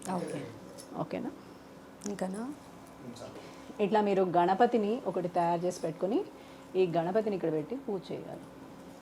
ఉంటేనేమో పుష్పాలతోటి, లేదంటే అక్షింతలతోటి గణపతిని ఆహ్వానం చేసుకోవడం. నేనైతే పుష్పాలతోటి ఆరాధన చేస్తాను. ఓం గణానాన్త్వా గణపతిగిం హవామహే కవిం కవినోపవస్తవస్తవం జ్యేష్ఠరాజం బ్రహ్మణాం బ్రహ్మణస్పత ఆనశృణ్వన్నోతిభిः సీదసాదనం. ఓం శ్రీ మహాగణాధిపతయే నమః. ఓం సుముఖాయ నమః. ఓం ఏకదంతాయ నమః. ఓం కపిలాయ నమః. ఓం గజకర్ణకాయ నమః. ఓం లంబోదరాయ నమః. ఓం వికటాయ నమః. ఓం విఘ్నరాజాయ నమః. ఓం గణాధిపాయ నమః. ఓం ధూమకేతవే నమః. ఓం గణాధ్యక్షాయ నమః. ఓం ఫాలచంద్రాయ నమః. ఓం గజాననాయ నమః. ఓం వక్రతుండాయ నమః. ఓం శూర్పకర్ణాయ నమః. ఓం హేరంభాయ నమః. ఓం స్కందపూర్వజాయ నమః. ఓం శ్రీ మహాగణాధిపతిదేవతాభ్యో నమః. ఇది నమస్కారం సమర్పయామి అని చెప్పి మీరు నమస్కారం చేసుకుని గణపతి ఆరాధన చేసిన తర్వాతనే మహాలక్ష్మిని కలశంలో ఆహ్వానం చేసుకుందాం. కలశంలో అంతకన్నా ముందుగా మనం ఏం చేస్తామంటే సర్వతీర్థాలని ఆహ్వానం చేస్తాం. సర్వతీర్థాలు అంటే నదీ తీర్థాలని ఆహ్వానం చేస్తాం. దానికి గాను మీ దగ్గర ఉన్న ఏదైనా ఒక జాకెట్ బట్టని ఇట్లా త్రికోణంలాగా పెట్టుకొని కలశం మీద కొబ్బరికాయ ఇవన్నీ పెట్టి తర్వాత ఈ మామిడాకులు ఉంటే మామిడాకులు, మా ఇంటి దగ్గర మామిడి చెట్టు లేదు అన్నారనుకోండి, మీరు తమలపాకులతోటైనా కూడా ఇలా పెట్టచ్చు. కలశాన్ని పెట్టి ఈ కలశాన్ని ఇక్కడ పెట్టుకోండి. బియ్యంలోనే పెట్టుకోవాలి కలశాన్ని. ఓకే. కలశాన్ని పెట్టుకున్న తర్వాత కలశంలో సుగంధ ద్రవ్యాలు అని చెప్పాను చూడండి, ఈ సుగంధ ద్రవ్యాల పొడిని దీంట్లో వేయడం. తర్వాత గంధము, పసుపు, కుంకుమ ఇవన్నీ వేసిన తర్వాత బంగారు కాయిన్, బంగారం ఏదైనా వేస్తాం కలశంలో. వెండి ఉంటే వెండి, బంగారం ఉంటే బంగారం. కలశం మళ్ళీ ఏది పెట్టాలి ఒకటి అందరికీ వచ్చే డౌట్. అవును. అయితే కలశం మీ దగ్గర వెండిది ఉంటే వెండిది పెట్టచ్చు, బంగారు కలశం ఉంటే బంగారు కలశం పెట్టచ్చు. అన్నిటికన్నా బంగారు కలశం ఏంటి? మట్టి కలశం. మట్టి కలశమే బంగారం, భూమే బంగారం. కాబట్టి ఆ భూమితోటి తయారు చేసిన నిధులన్నీ మనకి ఎక్కడ దొరుకుతాయి? భూమిలోనే. కాబట్టి సమస్త ఖనిజ సంపద కలిగింది భూమి. కాబట్టి మట్టితో చేసిన కలశం ఎప్పుడు శుద్ధమే. ఓకే. కాబట్టి కలశాన్ని దాన్ని కూడా పెట్టుకోవచ్చు. ఓకే. అప్పుడు దాన్ని పెట్టుకున్నప్పుడు దాన్ని శుద్ధి చేసి దానికి దారంతో చుట్టూ కట్టి తర్వాత దానికి పసుపు రాసి బొట్లు పెట్టి దాన్ని శుద్ధిగా పెట్టి అది ఎండిన తర్వాత దాంట్లో నీళ్లు పోసి ఆహ్వానం చేయాలి. ఒక్కో దానికి ఒక్కొక్క విధిగా ఆహ్వానం చేస్తాం అంతే. ఓకే. అయితే కలశంలో మీరు బంగారం వేసినా వేయకపోయినా పర్వాలేదు. దీని స్థానంలో మీరు కావాలంటే పుష్పాన్ని వేయచ్చు, అక్షింతలు వేయచ్చు. ఇలా వేసి మనము కలశాన్ని స్థాపన చేస్తాం అన్నమాట. ఈ కలశంలో అమ్మవారి రూపం వేసిన తర్వాత శ్రీమని రాస్తాం పుష్పంతో. ఓకే. శ్రీమని రాసి ఒక పుష్పాన్ని పెట్టి తర్వాత కొబ్బరికాయను పెట్టి కలశస్య ముఖే విష్ణు కంఠే రుద్ర సమాశ్రితాః మూలే తత్ర స్థితే బ్రహ్మ మధ్యా మాతృగణా స్మితాః కుక్షౌతు సాగర్యా సర్వే సప్తద్వీపావసుందరా ఋగ్వేదో యజుర్వేదో సామవేదో అధర్వణః అంగైసే సైతే సర్వకలశాంబు సమాశ్రితాః. ఓం శ్రీ వరలక్ష్మీదేవతాభ్యో నమః అని చెప్పి మహాలక్ష్మిని తలుచుకోండి. తలుచుకొని మహాలక్ష్మిని ఆహ్వానం చేస్తున్నట్టుగా అనుకొని అమ్మవారికి మీరు పుష్పమాలని కూడా సమర్పించవచ్చు. తర్వాత యజ్ఞోపవీతం ఇవన్నీ దీని నుంచే మనం సమర్పిస్తాం ఇక్కడ నుంచి. అయితే దీంట్లో చాలా విధి విధానాలు ఉన్నాయి. ఏంటి అని అంటే కనుక వేద మంత్ర సహితంగా కూడా అమ్మవారిని ఆహ్వానం చేయడము, మంత్ర సహితంగా అమ్మవారిని ఆహ్వానం చేయడము, శ్రీ సూక్త సహితంగా ఆహ్వానం చేయడం, ఇట్లా రకరకాల ఆహ్వానాలు ఉంటాయి. అయితే వేరే వాళ్ళు చేసింది వేరే డిఫరెంట్గా ఉంది, వీళ్ళు చేసింది డిఫరెంట్గా ఉంది అనుకోకుండా ఉండడానికి చెప్తున్నాను. అవును, నెంబర్ ఆఫ్ వేస్ ఉన్నాయి అని చెప్పి. అంటే ఒక్కొక్కరు ఒక్కొక్క రకంగా అమ్మవారిని ఆరాధిస్తూ వారి ఇంటి యొక్క తరతరాల యొక్క వంశపారంపర్య పద్ధతి ప్రకారం. ఇప్పుడైతే పద్ధతులు లేవు, ఎవరికి తోచిన పద్ధతిలో వాళ్ళు వెళ్ళిపోతున్నారు. అంటే అత్తగారే ఉండదు కాబట్టి అత్తగారు చెప్పేది మనం వినం కాబట్టి ఎలాగో నడవదు.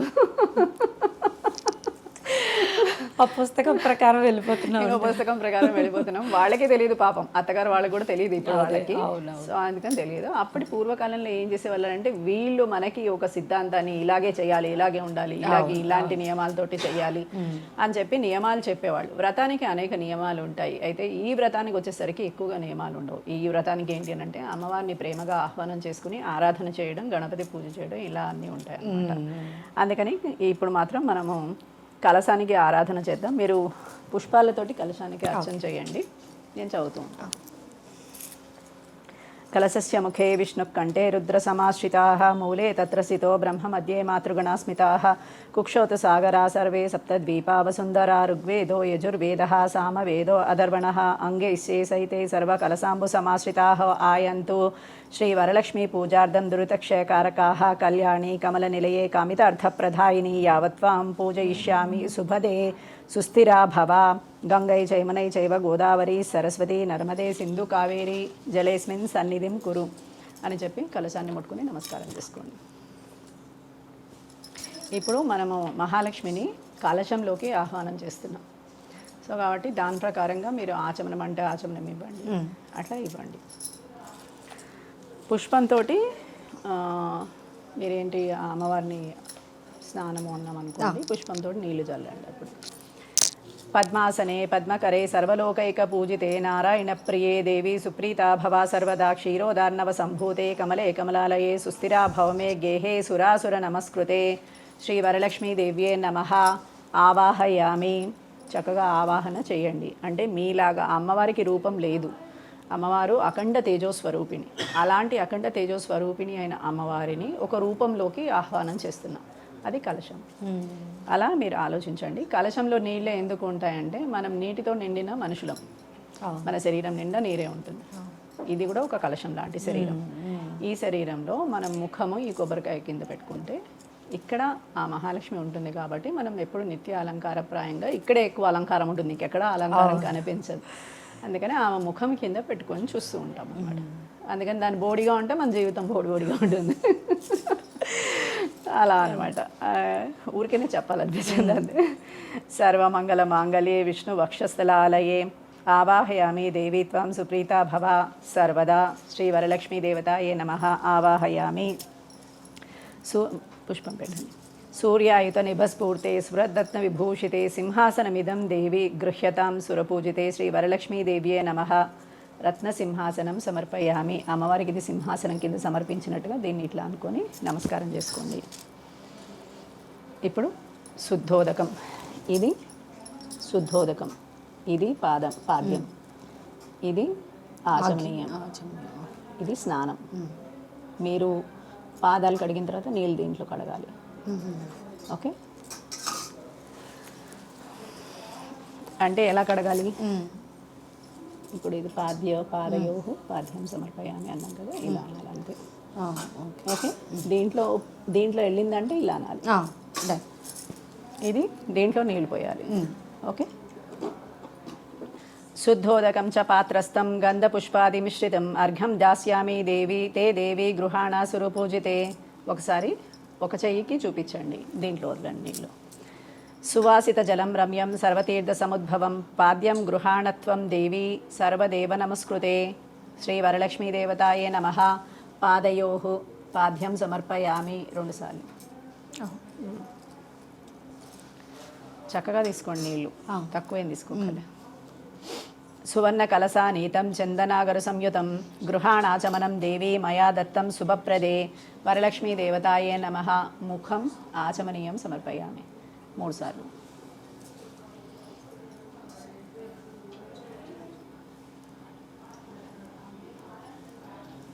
మళ్ళీ కడగాలి. తర్వాత శ్రీపయోధది ఘృతోపేసం శర్కరా మధు సంయుతం పంచామృత స్నానమిదం గృహాణ కమలాలయే శ్రీ వరలక్ష్మీ దేవతాయే నమః. ఇక్కడ మనం పంచామృతాలు ఉన్నాయనుకొని పంచామృతాలతోటి అమ్మవారికి అభిషేకం చేస్తున్నాం అనుకోండి. ఎందుకంటే పంచామృతాలు కలిపి మనం ఇక్కడ అభిషేకం చేయడానికి అమ్మవారి రూపం కాదు ఇది. అందుకని మీరు తులసీ దళంతో అది అందులో పెట్టేసేయండి. తులసీ దళం తీసుకొని అమ్మవారి మీద ఇట్లా బ్యాక్ సైడ్ ఇలా జల్లండి. గంగాజలం మయానీతం మహాదేవ శిరస్థితం శుద్ధోదక స్నానమిదం గృహాణ విదుసోదరి శ్రీ వరలక్ష్మీ దేవతాయే నమః స్నానం సమర్పయామి. స్నానమే. సురార్చితాంగ్రీ యుగలేందుకూలవన ప్రియే వస్త్రయుగ్మం ప్రదాస్యామి గృహాణ హరివల్లభే. ఓం శ్రీ వరలక్ష్మీ దేవ్యే నమః. వస్త్రయుగ్మం సమర్పయామి. ఇది అమ్మవారికి వస్త్రము ప్లస్ జంధ్యము కింద. ఇదేమో వస్త్రము అని ఇది చూపించండి. జంధ్యంకేమో ఇది ఇది మధ్యలో తీసుకుని వేసేయండి. శ్రీ వరలక్ష్మీదేవియే నమః. వస్త్రయుగ్మం సమర్పయామి. కేయూరే కంకరాది దివ్యే హారనూపురమేకలాః విభూషణాన్యమూల్యాని గృహాణా ఋషిపూజితే ఆభరణాని సమర్పయామి. తప్తహేమకృతం స్తోత్రం ముక్తాధామ విభూషితం మయా సమర్పితం గృహాణా శుభప్రదే. ఓం వరలక్ష్మీదేవ్యే నమః. యజ్ఞోపవీతం సమర్పయామి. యజ్ఞోపవీతాన్ని ఇట్లా పెట్టుకొని మీకు ఎంత పెద్ద కావాలంటే అంత పెద్దగా చేసుకోవచ్చు, దాన్ని ఓపెన్ చేయొచ్చు.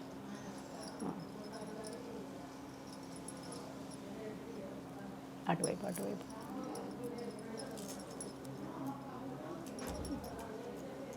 ఇటు కిందకి.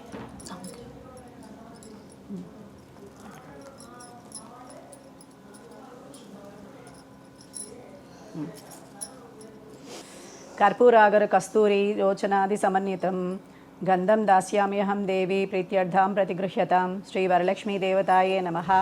గంధాన్ సమర్పయామి. అక్షతాన్ ధవలాన్ దివ్యాన్ సాలియాన్ తాండూలాన్ శుభాన్ హరిద్రా కుంకుమోపేతాన్. ఓం శ్రీ వరలక్ష్మీ దేవతాయే నమః. హరిద్రా చూర్ణాది కుంకుమాది విలేపనం సమర్పయామి. మల్లికా జాజి కుసుమై శంపకై వకుళైస్తదా శతపత్రైశ్చ కల్హార్హై పూజయామి హరిప్రియే. వరలక్ష్మీ దేవతాయే నమః. పుష్పమాలికాం సమర్పయామి. ఇలా అని చెప్పి అమ్మవారిది ఇప్పటి వరకు మనము అమ్మవారి యొక్క షోడశోపచారాలతోటి అమ్మవారిని ఆహ్వానం చేసుకున్నాం. ఆహ్వానం చేసుకుని అమ్మవారిని ఆహ్వానం చేశాము, కూర్చోపెట్టాము. అయితే అమ్మవారు మనకి 108 నామాలు చేస్తాం. మనం అందరికీ ఏంటి, ఏ వ్రతం చేసినా, ఏ ఆచారం చేసినా, ఏ పూజ చేసినా 108 నామాలతోటి ఆరాధన చేస్తాం. మనము నవరంధ్రాలతోటి ఉన్న మనుషులం కదా, ఎవరైనా సరే నవరంధ్రాలే ఉంటాయి. అందుకని ఏది కూడినా 9తో భాగం మనకి 9 వస్తుంది. 108 9 వస్తుంది. ఇందులో కూడా నవగ్రంథి తోరము అంటాం. తోరము కూడా నవగ్రంథి తోరము. జలముతోటే ఆరాధన చేస్తాం, జలంలోనే ఆహ్వానం చేస్తాం. క్షీరాబ్ది తనయ, తను నివాసం ఉండేది క్షీర సముద్రములో కాబట్టి ఆమె ఎప్పుడూ నీటిలో పాలలో అనుసంధానంగా ఉంటుంది. అందుకని నీరు ఎప్పుడు వృధా చేయకూడదు. చాలామంది చెప్తుంటారు చూడండి, మీరు నీరు వృధా చేస్తుంటే మీ ఇంట్లో ట్యాప్ లీక్ అవుతూ ఉంటే డబ్బులు ఖర్చు అయిపోతూ ఉంటాయి అంటారు కదా. ఎందుకంటే దీనికి లక్ష్మీ సంబంధం కలిగి ఉంటుంది కాబట్టి. ఇది ఎందుకు అనేది మనకి ఎవరికి తెలియదు. మహాలక్ష్మికి సంబంధం నీటితో కలిగి ఉంటుంది కాబట్టి నీటిని సాయంత్రం అయితే పాలు ఎవరికి ఇవ్వకూడదు, పెరుగు ఎవరికి ఇవ్వకూడదు, ఉప్పు ఎవరికి ఇవ్వకూడదు. ఇవన్నీ మహాలక్ష్మి యొక్క అంశాలు, ఆవిడకి సంబంధించినవి కాబట్టి వీటిని ఎవరికి ఇవ్వకూడదు అని చెప్తూ ఉంటారు. అందుకని వీటిని మనం ఎందుకు చేయకూడదు అని అంటే, లక్ష్మి మీ ఇంటి నుంచి వెళ్ళిపోతుంది ఆ సమయంలో ఇస్తే. సంధ్యాదీపం పెట్టిన తర్వాత అమ్మవారు మీ ఇంట్లోకి కాలు పెడుతుంది. సంధ్యాదీపాన్ని మనం ఎందుకు పెడతాము అని అంటే కనుక, మహాలక్ష్మి మన ఇంట్లో ప్రవేశించే సమయం అది ఉదయం సంధ్య, సాయంకాలం సంధ్య, 2 సంధ్యలు. మనం ఉదయం సంధ్యల్లో చాలా మటుకు మనం ఎవరూ లేవలేము కాబట్టి సాయంకాలం సంధ్యలైనా కనీసం పెట్టుకుని దీపం అమ్మవారిని ఆహ్వానం చేస్తాం కాబట్టి ఆ తర్వాతి సమయంలో ఇవి ఇవ్వకూడదు అని చెప్పి మనకి నియమంగా పెట్టారు. మనం దరిద్రులు అవ్వకుండా ఉండడానికి మన పెద్దవాళ్ళు మనకి పెట్టిన కొన్ని నియమాలు ఇవన్నీ అంతే. అందుకని ఇప్పుడు మనం అమ్మవారి యొక్క అష్టోత్తర నామాలతోటి పూజ చేద్దాం. ఈ అష్టోత్తర నామాల్లో అమ్మవారి యొక్క అనేక రూపాలు వర్ణించడం జరుగుతుంది. అనేక రూపాల్లో అమ్మ మనకేమిస్తుంది. అందరికీ మనం ఇప్పుడు 1 నెల రోజులు పనిచేస్తాం, ఏమిస్తారు జీతం కావాలి కదా. అవును, ఇలాగే మనం భగవత్ ఆరాధన చేసిన తర్వాత కూడా నాకు ముక్తి ఇస్తావా, మోక్షాన్ని ఇస్తావా, ఇక్కడేమన్నా ఇస్తావా అన్నీ అడుగుతాం కదా. అలాగే ఇది కూడా కోరిక లేని జీవి అంటూ ఉండడు, ఆశ లేని జీవి అంటూ ఉండడు. ఎందుకంటే వీడి ఆశనే వీడిని జీవితాంతం నడిపిస్తూ ఉంటుంది కాబట్టి. అది భగవదార్పితం అయితేనేమో మోక్షం వస్తుంది, లేదు అంటేనేమో ఇహలోకానికి సంబంధించిన అనేక కార్యాలు సిద్ధిస్తాయి అంతే. అందుకని దీన్ని కోరుకుంటూ ఉంటారు కాబట్టి అమ్మవారి యొక్క అష్టోత్తర నామాల్లో అమ్మవారిని పుష్పాలతోటి ఆరాధన చేయండి. పుష్పాలు లేకపోతే అక్షింతలు, పసుపు, కుంకం, గంధం వీటితోటి కూడా ఆరాధన చేయొచ్చు. ఓం ప్రకృతియే నమః, ఓం వికృతియే నమః, ఓం విద్యాయే నమః, ఓం సర్వభూతహితప్రదాయే నమః, ఓం శ్రద్ధాయే నమః, ఓం విభూత్యే నమః, ఓం సురభ్యే నమః, ఓం పరమాత్మికాయే నమః, ఓం వాచే నమః, ఓం పద్మాలయాయే నమః, ఓం పద్మాయే నమః, ఓం సుషయే నమః, ఓం స్వాహాయే నమః. ఓం స్వధాయే నమః. ఓం సుధాయే నమః. ఓం హిరణ్మయే నమః. ఓం లక్ష్మే నమః. ఓం నిత్యపుష్టాయే నమః. ఓం విభావర్త్యే నమః. ఓం ఆదిత్యే నమః. ఓం దిత్యే నమః. ఓం దీప్తాయే నమః. ఓం వసుదాయే నమః. ఓం వసుధారిణ్యే నమః. ఓం కమలాయే నమః. ఓం కాంతాయే నమః. ఓం క్షమాయే నమః. ఓం క్షీరోదర సంభవాయే నమః. ఓం అనుగ్రహపరాయే నమః. ఓం బుద్ధయే నమః. ఓం అనగాయే నమః. ఓం హరివల్లభాయే నమః. ఓం అశోకాయే నమః. ఓం అమృతాయే నమః. ఓం దీప్తాయే నమః. ఓం లోకశోక వినాశిన్యే నమః. ఓం ధర్మనిలయాయే నమః. ఓం కరుణాయే నమః. ఓం లోకమాత్రే నమః. ఓం పద్మప్రియాయే నమః. ఓం పద్మహస్తాయే నమః. ఓం పద్మాక్షే నమః. ఓం పద్మసుందర్యే నమః. ఓం పద్మోద్భవాయే నమః. ఓం పద్మముక్షే నమః. ఓం పద్మనాభప్రియాయే నమః. ఓం రమాయే నమః. ఓం పద్మమాలాధరాయే నమః. ఓం దేవ్యే నమః. ఓం పద్మిన్యే నమః. ఓం పద్మగంధిన్యే నమః. ఓం పుణ్యగంధాయే నమః. ఓం సుప్రసన్నాయే నమః. ఓం ప్రసాదాభిముఖ్యే నమః. ఓం ప్రభాయే నమః. ఓం చంద్రాయే నమః. ఓం చంద్రవదనాయే నమః. ఓం చంద్రనిలయాయే నమః. ఓం చంద్రసహోదర్యే నమః. ఓం ప్రీతిపుష్కరిణ్యే నమః. ఓం శాంతాయే నమః. ఓం శుక్లమాల్యాంబరాయే నమః. ఓం శ్రియే నమః. ఓం పుష్యే నమః. ఓం శివాయే నమః. ఓం శివకర్త్యే నమః. ఓం సత్యే నమః. ఓం విమలాయే నమః. ఓం విశ్వజనన్యే నమః. ఓం శ్రీ భాస్కర్యే నమః. ఓం బిల్వనిలయాయే నమః. ఓం వరారోహాయే నమః. ఓం యశస్విన్యే నమః. ఓం వసుంధరాయే నమః. ఓం ఉదారంగాయే నమః. ఓం హరిణ్యే నమః. ఓం హేమమాలిన్యే నమః. ఓం ధనధాన్యకర్త్యే నమః. ఓం శివాయే నమః. ఓం శ్రీ మహాలక్ష్మే నమః. ఓం వసుప్రదాయే నమః. ఓం శుభాయే నమః. ఓం సముద్రతనయాయే నమః. ఓం జయాయే నమః. ఓం మంగళదేవ్యే నమః. ఓం విష్ణువక్షస్థలస్థితాయే నమః. ఓం విష్ణుపత్న్యే నమః. ఓం ప్రసన్నాక్షే నమః. ఓం నారాయణ సమాశ్రితాయే నమః. ఓం దారిద్ర్యధ్వంసిన్యే నమః. ఓం శ్రీ వరలక్ష్మే నమః. ఓం శ్రీ మహాలక్ష్మే నమః అని చెప్పి అమ్మవారికి నమస్కారం చేసుకోండి. ఓం వరలక్ష్మీ దేవతాభ్యో నమః. ఓం శ్రీమన్నారాయణాయ నమః. మహానైవేద్యం సమర్పయామి. మహానైవేద్యానంతరం హస్తయోః అర్ఘ్యం సమర్పయామి. పాదయోపాధ్యం సమర్పయామి. ముఖే శుద్ధ ఆచమనీయం సమర్పయామి.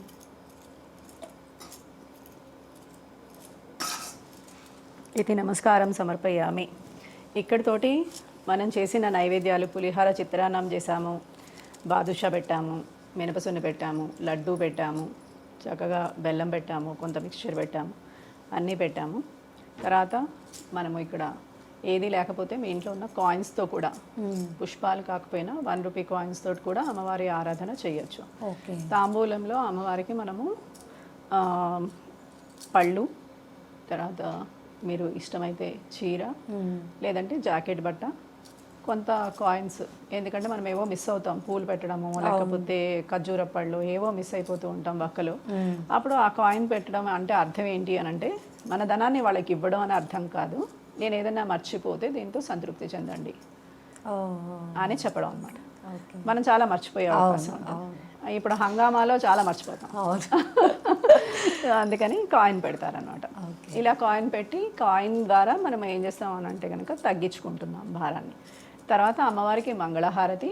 మంగళహారతిలో వీలైతే మీరు పాట పాడడం, లేకపోతే మేమైతే మంత్రాలతోటే చేస్తూ ఉంటాము. మీరు మంగళహారతి ఇస్తారా?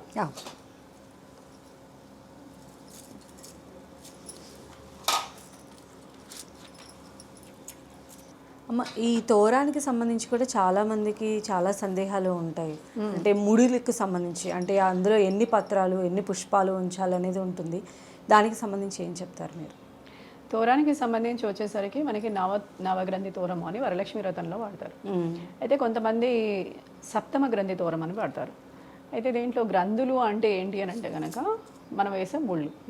అయితే ఇన్ని ముళ్ళకి ఈ దేవతని ఆహ్వానం చేయడం అని చెప్పి మనం ఆ అమ్మవారిని ఆహ్వానం చేసి ఈ గ్రంథి ద్వారా ఈ అమ్మవారిని ఆహ్వానం చేస్తున్నాము. ఇక్కడ ఉండు, స్థిర నివాసం ఏర్పరచుకో అయితే దీని తర్వాత దీన్ని శుద్ధి చేయాలంటారు. అందుకని అగ్నికి చూపిస్తూ లేకపోతే ధూపానికి చూపిస్తూ దాన్ని శుద్ధి చేసి తర్వాత వీళ్ళు కట్టుకోవడం, తర్వాత అమ్మవారికి కట్టడము, ఇంట్లో ఉన్న వాళ్ళకి కట్టడం, ఎవరైనా వస్తే కట్టడం, ఇలా చేస్తూ ఉంటారు. మనం హోమాల్లో కూడా ఇలాంటివి చేస్తూ ఉంటాం, వ్రతాల్లో ఇలాంటివి చేస్తూ ఉంటాం. అయితే ఒక్కొక్క దానికి ఒక్కొక్క నియమం అనమాట. కొంతమందికి ఈ తోరాలు కట్టుకునేటప్పుడు ఈ పుష్పాలు కట్టుకునే ఆనవాయితీ ఉండదు. కొంతమంది తమలపాకులు కడతారు, కొంతమంది ఏమో మామిడాకులు కడతారు. ఇలాగే కట్టాలా అంటే కనుక ఒక ముడి వేసినా చాలు. ముడి మీ దగ్గర పుష్పాలు లేవనుకోండి, ముడి వేసి కూడా మీరు ఇన్ని ముళ్ళు అని వేయాలి. 9 ముళ్ళు, 7 ముళ్ళు, 5 ముళ్ళు. మనకి ఎప్పుడు కూడా బేసి సంఖ్య అనేది ప్రధానంగా తీసుకుంటూ ఉంటాం కాబట్టి ఈ బేసి సంఖ్య ప్రకారంగా మనం దీన్ని ఆరాధన చేస్తూ ఉంటాం.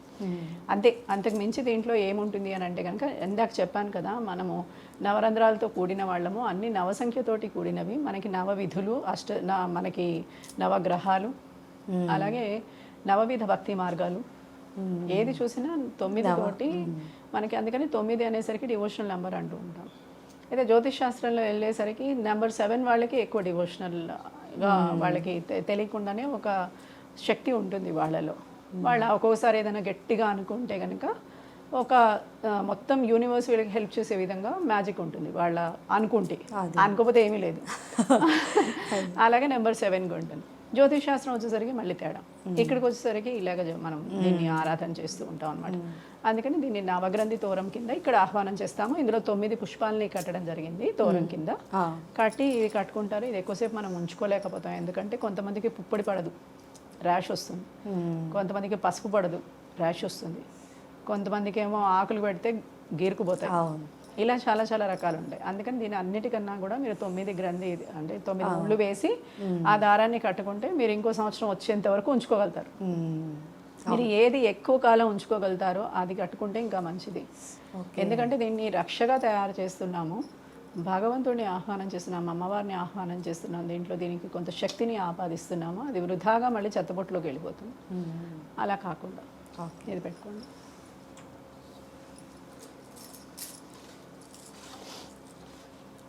పసుపు, కుంకుమ, అక్షింతలు, గంధముతోటి దీన్ని ఆరాధన చేయొచ్చు.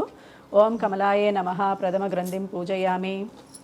ఓం రమాయే నమః ద్వితీయ గ్రంథిం పూజయామి. ఓం లోకమాత్రే నమః తృతీయ గ్రంథిం పూజయామి. ఓం సర్వజనన్యే నమః చతుర్థ గ్రంథిం పూజయామి. ఓం మహాలక్ష్మే నమః పంచమ గ్రంథిం పూజయామి. ఓం క్షీరాబ్దితనయాయ నమః షష్టమ గ్రంథిం పూజయామి. ఓం విరూపాక్షే నమః సప్తమ గ్రంథిం పూజయామి. ఓం చంద్ర సహోదర్యే నమః అష్టమ గ్రంథిం పూజయామి. ఓం హరివల్లభాయే నమః నవమ గ్రంథిం పూజయామి అని చెప్పి ఇది చేసిన తర్వాత మీ దక్షిణ హస్తానికి కట్టుకోవాలి. దీన్ని దక్షిణ హస్తం ఆడవాళ్ళు పెళ్ళైపోయిన వాళ్ళకేమో దక్షిణ హస్తానికి, మగవాళ్ళకైతేనేమో కుడి చేతికి, ఎడమ చేయి.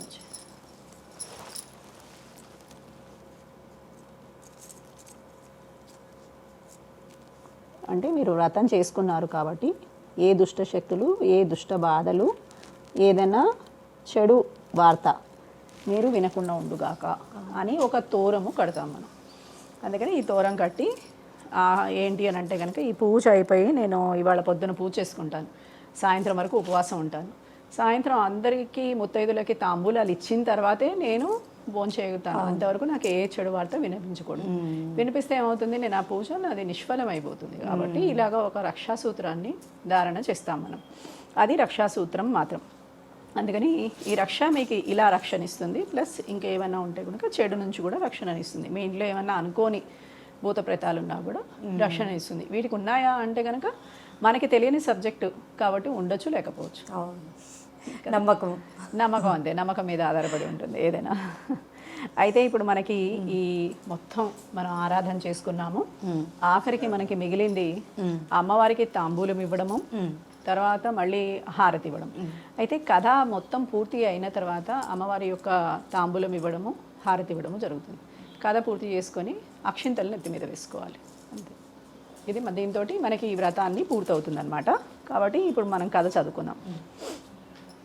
సూత పౌరాణికుడు సౌనకాది మహామహర్షులను వినిపిస్తూ ఒక కథని వినిపించాడు. మునివర్యులందరూ స్త్రీలకు సౌభాగ్యం కలిగేటిది వ్రతరాజంబు ఏంటి అని పరమేశ్వరుడు పార్వతీదేవికి చెప్పాడు. ఎక్కడ చూసినా మీకు ఏ కథలో చూసినా పార్వతీదేవి పరమేశ్వరుడే వినిపిస్తూ ఉంటారు. అంటే పార్వతీదేవికి తెలియదా అంటే కాదు, మనకి తెలియజేయాలి, మనం అందరం ఎంతో కష్టాలు పడుతూ ఉంటాం, మనకి తెలియజేయాలి అని చెప్పి పార్వతీదేవి శివుడిని అడుగుతూ ప్రతి కథ ఉంటుంది. లేదంటే గనక సూత పౌరాణికులు, సూత మహాముని అనేక పౌరాణికులకి అండ్ ఎవరైతే వినాలనుకుంటున్నారో వారికి చెప్పారు అనేది మనకి కనిపిస్తుంది. అందుకని ఏదైతే ఉందో అది భగవంతుడిది, ఏదైతే ఉందో లోక కళ్యాణార్థం ప్రతి ఒక్కరికి చేరాలి అని వారి యొక్క ఆలోచన.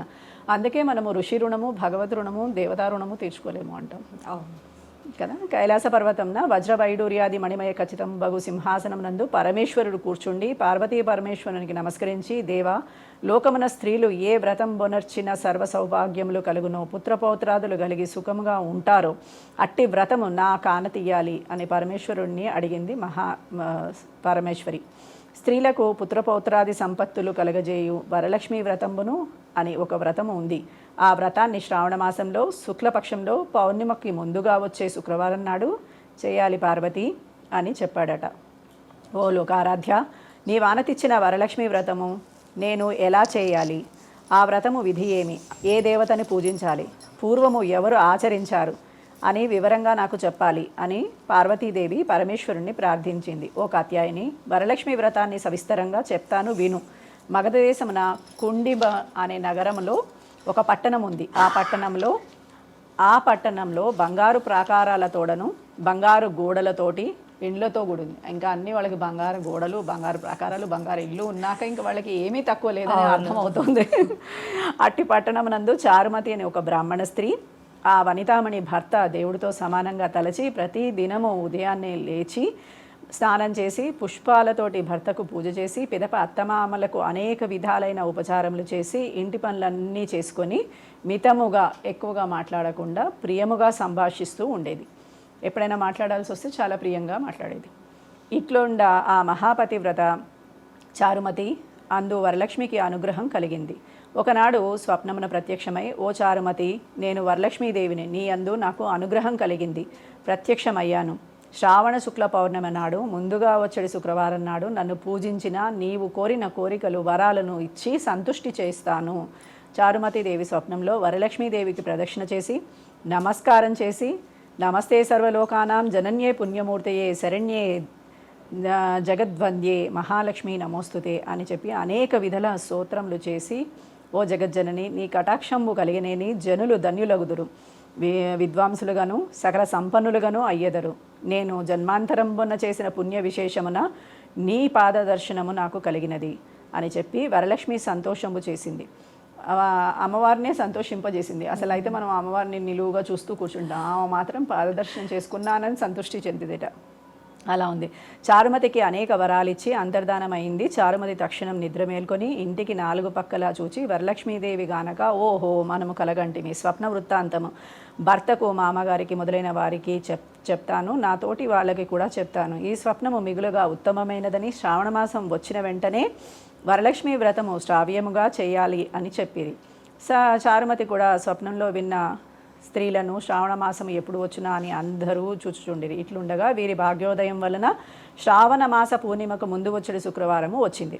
అంతా చారుమతియు మొదలగు స్త్రీలందరూ ఈ దినమునే కదా వరలక్ష్మీదేవి చెప్పిన దినమని ఉదయముననే లేచి స్నానాలు చేసి మంచి చీరలు కట్టుకుని చిత్రమైన వస్త్రాలని కట్టుకుని చిత్రమైన ఆభరణాలను ధరించి చారుమతీదేవి గృహానికి ఒక ప్రదేశమునందు గోమయంతో అలికి మంటపం వేర్చి అందు ఆసనం వేసి కొత్త బియ్యం పోసి మర్రి చిగుళ్ళు మొదలగు పంచపల్లవాల చేత కలసం వేర్చి అందు వరలక్ష్మీదేవిని ఆహ్వానం చేసి చారుమతి మొదలగు స్త్రీలందరూ మిగులు భక్తియుక్తులై సాయంకాలమున పద్మాసనే పద్మకరే సర్వలోకైక పూజితే నారాయణ ప్రియే దేవి సుప్రీతాభవ సర్వదా అను శ్లోకముచో ధ్యాన ఆవాహనాది షోడసోపచారాలు చేసి 9 సూత్రములు గల తోరమును దక్షిణ హస్తమునకు కట్టుకుని వరలక్ష్మీదేవికి నానావిధ భోజ్య లేక్షాలను అమ్మవారికి నివేదన చేసి ప్రదక్షిణము చేశారు.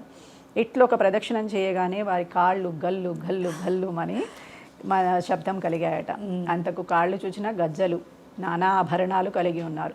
చారుమతి మొదటి స్త్రీలందరూ ఓహో వరలక్ష్మీదేవి కటాక్షం వలన కలిగినవని పరమానందం పొంది మరి ఒక ప్రదక్షిణం చేయగా హస్తములందు దగద్దగాయమానంగా మెరీచుండ నవరత్న ఖచ్చితములైన నానాభరణములుండుట గనిరి.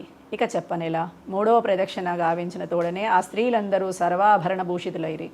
చారుమతి మొదలగు స్త్రీలు గృహములెల్లా స్వర్ణమయమైపోయినాయి. రథ గజ తొరగ పదాది వాహనాలతో నిండిపోయాయి. అంతా ఆ స్త్రీలను తీసుకొని గృహాలకి పోవుటకు వారి ఇండ్లకు నుండి రథములు, ఏనుగులు, గుర్రములు తోటి నిండిన బండ్లు వచ్చాయట.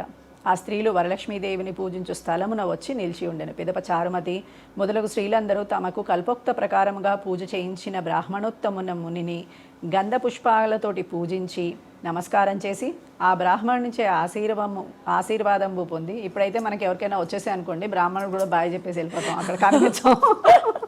ఆ అమ్మాయిలో ఉన్న మంచితనము, విద్వత్తు ఎలా ఉంది అని అంటే కనుక మనకి పూజ చేయించిన బ్రాహ్మణుడు ఎవరైనా సరే వారిని కూడా భగవద్ దర్శనం చేయించారు కాబట్టి వారికి కావాల్సిన తాంబూలాది సత్కారాలు చేయాలి అని చెప్పి మనకి తెలుస్తుంది. ఇక్కడ వరలక్ష్మీదేవికి ఈ స్వప్న వృత్తాంతము స్వప్నంలోకి వచ్చి ప్రత్యక్షమయ్యి చారుదేవి భాగ్యంబే భాగ్యము అని చెప్పి అందరూ మాట్లాడుకున్నారట. వరలక్ష్మీదేవి తనంతట తన స్వప్నంలోకి సంపత్తులు కలిగినని చారుమతీదేవిని మిక్కిలి పొగుడుచు తమ ఇండ్లకు పోయి తర్వాత పుత్రపౌత్రాభివృద్ధి కలిగి ధనకనక వస్తువాహనాలతో కూడుకొని సుఖముగా ఉండిరి. కావున ఓ పార్వతి, ఈ ఉత్తమమైన వ్రతమును బ్రాహ్మణాది 4 జాతుల వారును చేయవచ్చు. అట్లా వచ్చిన సర్వ సౌభాగ్యములు కలిగి సుఖముగా నుందురు. ఈ కథ వినిన వాళ్ళకి, చదివిన వాళ్ళకి వరలక్ష్మి ప్రసాదముతో సకల సౌభాగ్యములు సిద్ధించును. ఓం శ్రీ వరలక్ష్మీదేవ్యే నమః. మనకి ఏ మంత్రం రాకపోయినా ఓం శ్రీ వరలక్ష్మీదేవ్యే నమః అనుకుని కూడా, అంటే బ్రాహ్మణ దొరకలేదు మనం ఎలా ఆరాధన చేసుకోవాలి అనుకుంటే కనుక అష్టోత్తరం నేను చదవలేను అనుకున్నప్పుడు ఓం శ్రీ వరలక్ష్మీదేవ్యే నమః అని అనుకుంటూ 108 సార్లు అమ్మవారిని ఆరాధన చేయడం. తర్వాత ఇప్పుడు మనకి అంతా అయింది కాబట్టి తాంబూలం ఇవ్వాలి. మనం అమ్మవారికి వస్త్రాలు సమర్పణ చేయాలి. వరలక్ష్మీదేవ్యే నమః తాంబూలం సమర్పయామి. మీరు కూడా మంగళం కోసలేంద్రాయ మహనీయ గుణాత్మనే చక్రవర్తి తనూజాయ సార్వభౌమాయ మంగళం శ్రీయకాంతాయ కళ్యాణ నిధే నిధేర్థినాం శ్రీ వెంకట నివాసాయ శ్రీనివాసాయ మంగళం.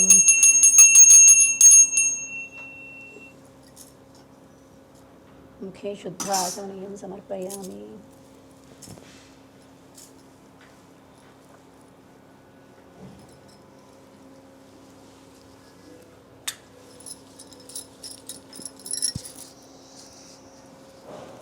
అమ్మ ధన్యవాదాలు మీకు. ఎందుకంటే ఈరోజు 10 టీవీ వ్యూవర్స్ మాత్రమే కాదు, శ్రావణ మాసంలో శ్రావణ వ్రతం చేసుకోవాలనుకునే ప్రతి ఒక్క ఆడపడుచుకు కూడా ఏ రకంగా చేసుకోవాలి, ఏ రకంగా చేసుకుంటే ఆ వరలక్ష్మి అమ్మవారి కరుణా కటాక్షాలు ఉంటాయనే వివరాలు తెలియచేశారు మా అందరికీ.